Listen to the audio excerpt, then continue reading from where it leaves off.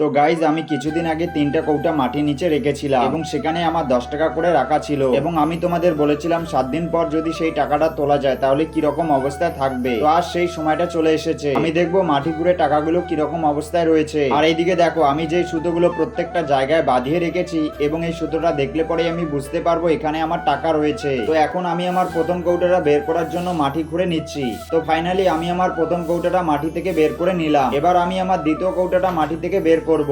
আর এইদিকে দেখো আমি যখন আমার দ্বিতীয় নাম্বার কৌটাটা মাটির নিচে রেখেছিলাম তখনও আমি একটা সুতো কোনো এক জায়গায় বেঁধে রেখেছিলাম। এটা দেখলে পরেই আমি বুঝতে পারবো এখানে আমার দ্বিতীয় নাম্বার কৌটাটা রয়েছে। তাই দ্বিতীয় নাম্বার কৌটাটা মাটি থেকে বের করার জন্য খুঁড়তে লাগলাম। আর এইদিকে দেখো ফাইনালি আমি আমার দ্বিতীয় নাম্বার কৌটাটা পেয়ে গেছি। এবার আমি চলে এলাম আমার তৃতীয় নাম্বার কৌটাটার কাছে। এখানে এসে আমি প্রথমে দেখতে পেলাম এখানে আমার সুতোটা বাঁধা ছিল, কিন্তু কি কারণে এটাকে আমি আর এখন দেখতে পাচ্ছি না। যেহেতু সুতোটা না থাকার কারণে এখন আমাকে অনেকটা খুঁড়তে হচ্ছে। আর খুঁড়তে খুঁড়তে ফাইনালি আমি আমার তৃতীয় নাম্বার কৌটাটা পেয়ে গেলাম। তো এখন আমি আমার 3টা কৌটা থেকে এক এক করে টাকাগুলো বের করব আর দেখবো টাকাগুলো কিরকম অবস্থায় রয়েছে। তাই সবার প্রথমে 3টা কৌটার মুখটাগুলো খুলে নিচ্ছি।